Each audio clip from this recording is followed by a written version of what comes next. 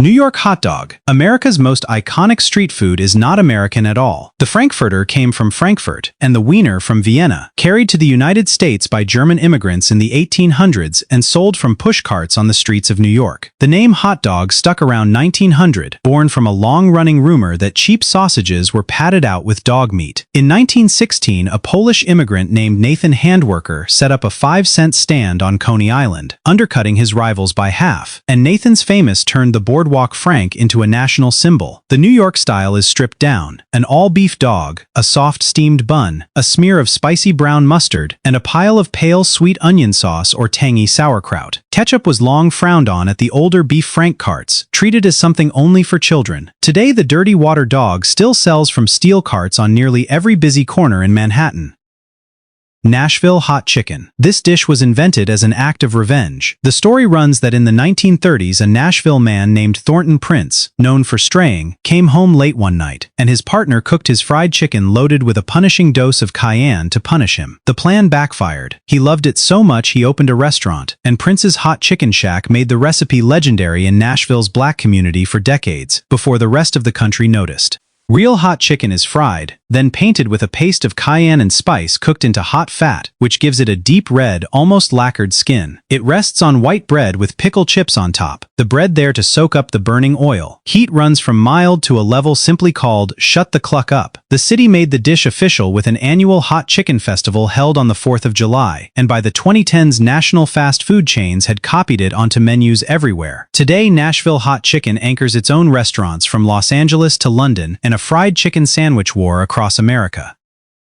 Philadelphia cheesesteak. The cheese most people think of was not on the original. In 1930, a Philadelphia hot dog vendor named Pat O'Live threw some thin-sliced beef on his grill, and a passing cab driver asked for one. It was a steak sandwich with fried onions, no cheese at all. Cheese did not join for another 20 years, and Cheese Whiz, the processed orange sauce now considered classic, only arrived in the 50s. The sandwich is built on a long Amoroso-style roll, piled with chopped ribeye or top round cooked on a flat top, then topped with whiz, provolone, or American. Ordering has its own code. Whiz Wit means cheese whiz with onions. Whiz Without means hold them. The rivalry between Pat's and Geno's, two shops facing each other across one South Philadelphia corner, runs day and night, their neon signs glowing at all hours for the crowds that line up between bars.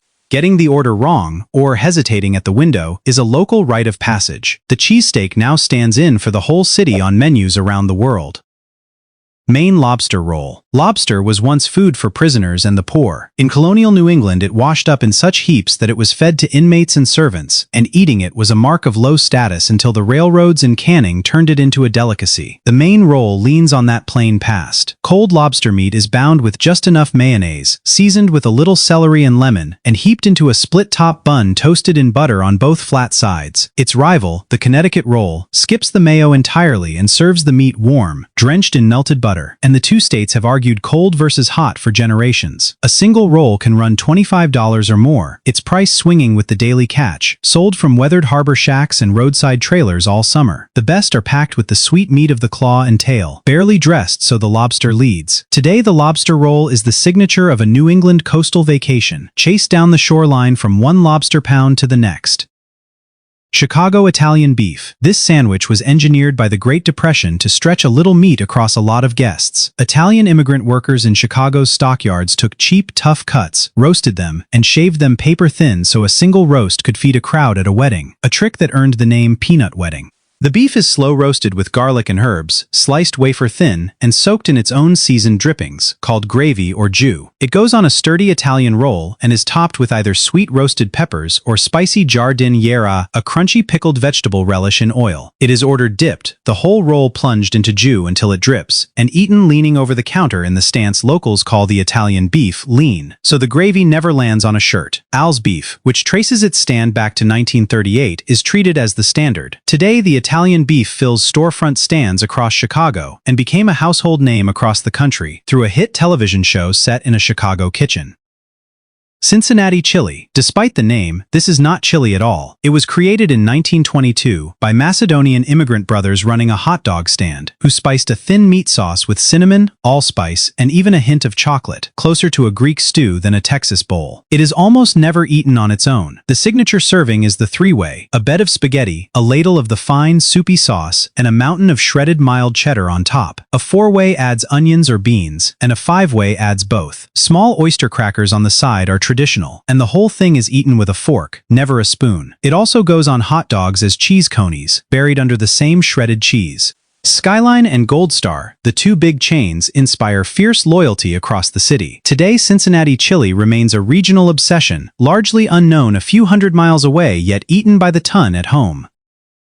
Buffalo wings. Before 1964, the chicken wing was often thrown away or boiled down for stock. Then one night at the Anchor Bar in Buffalo, New York, Teresa Bell Eecimo fried a batch of leftover wings, tossed them in a mix of hot sauce and butter, and served them with celery and blue cheese to cool the burn. The parts nobody wanted became the star. A true buffalo wing is unbreaded, fried until the skin blisters, then coated in a simple sauce of cayenne pepper sauce and butter, nothing more. The bottled cayenne sauce most cooks reach for, Frank's Red Hot, is widely held to be the one used in that first batch, a link its makers still advertise. The celery and blue cheese dressing on the side are part of the original, not an afterthought. Sauces now run from mild through the eye-watering extremes people order to prove a point, but the classic remains the plain buffalo. From that one bar, the format spread to every sports bar in the country and turned Super Bowl Sunday into the single biggest day for wings all year. Americans now eat well over 1 billion wings across that one weekend alone. New Orleans Po' Boy. This sandwich is named after a streetcar strike. In 1929, when transit workers in New Orleans walked off the job, two brothers who ran a sandwich shop and had once driven streetcars themselves promised to feed any striker free. Whenever one came in, the cooks would call out, "Here comes another poor boy," and the name stuck to the sandwich. It is built on New Orleans French bread, a loaf with a shatter-crisp crust and a light, almost hollow inside. That airy loaf, still baked by New Orleans bakeries like L.Y. Denheimer, is the reason the sandwich stays light despite its heavy fillings. The classic fillings are fried shrimp or oysters, or slow-cooked roast beef with gravy so loose it is called de brie. Ordered dressed, it comes with lettuce, tomato, pickles, and mayonnaise. Today, the po' boy is a daily lunch staple across Louisiana and the centerpiece of the Oak Street Po' Boy Festival, which draws tens of thousands every fall. Detroit Coney Dog. The Coney Dog is not from Coney Island. It was made famous by Greek and Macedonian immigrants in Detroit through the 19-teens and 20s, many of whom passed through New York and borrowed the famous name for their new hot dog joints. A coney is a beef hot dog in a steamed bun, topped with a fine, beanless meat chili, a stripe of yellow mustard, and a handful of diced raw onion. Two rival restaurants, American Coney Island and Lafayette Coney Island, have sat wall-to-wall in downtown Detroit since the 19-teens, feuding over whose is better, and the two families were once related by marriage before they split. The chili is savory and loose, closer to a sauce than a stew, and never carries beans. Detroit and neighboring Flint each claim their own version, and locals argue the difference endlessly. Today, the Coney Dog remains a Michigan institution, sold by the millions in chrome diners open around the clock across the state. San Francisco Mission Burrito. The oversized burrito wrapped in foil is a California invention, not a Mexican one. It took shape in the Mission District of San Francisco in the 1960s, when taquerias began overstuffing a large flour tortilla and wrapping it tight in foil so workers could eat it one-handed on the go. Unlike a traditional Mexican burrito, which is small and simple, the Mission style crams in a full meal: rice, beans, meat, cheese, salsa, and often guacamole and sour cream, all in one heavy cylinder. Ordering it super adds the guacamole and cheese. The tight foil wrap is not just for carrying, it holds the whole dense cylinder together as it is peeled down bite by bite, so nothing spills. Two Mission taquerias, El Faro and La Cumbre, are both named as the birthplace, each claiming the first oversized burrito of the late 1960s. The Mission Burrito is now the direct template for the made-to-order, assembly line burrito served at fast casual chains across the country.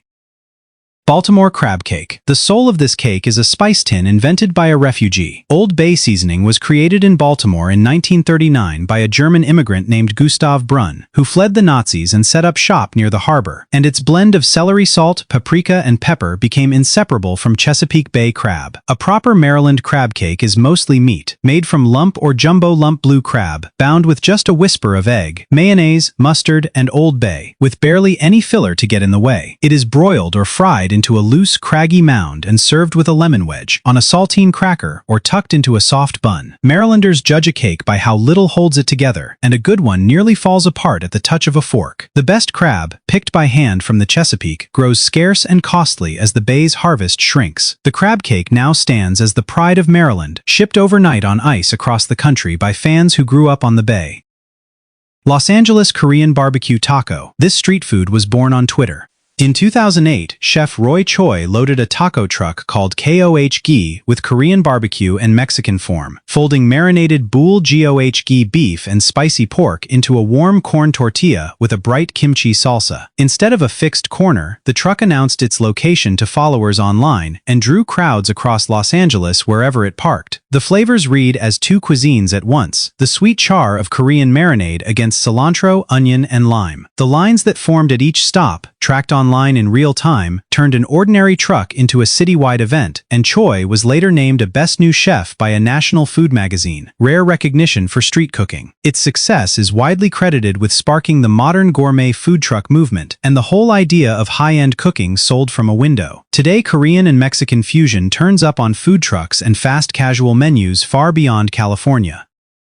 Corn dog. The all-American fare food may have been fried up in two places at once. A battered, deep-fried sausage on a stick appeared at the Texas State Fair in 1942 and at a stand in Springfield, Illinois, a few years later, and both still claim to have invented it. The build is simple and clever. A hot dog on a wooden stick, dunked in a thick, slightly sweet cornmeal batter, then deep-fried until the coating turns golden and crisp. The stick is the whole point, turning a messy sausage into something to carry and eat one-handed while walking a fairground.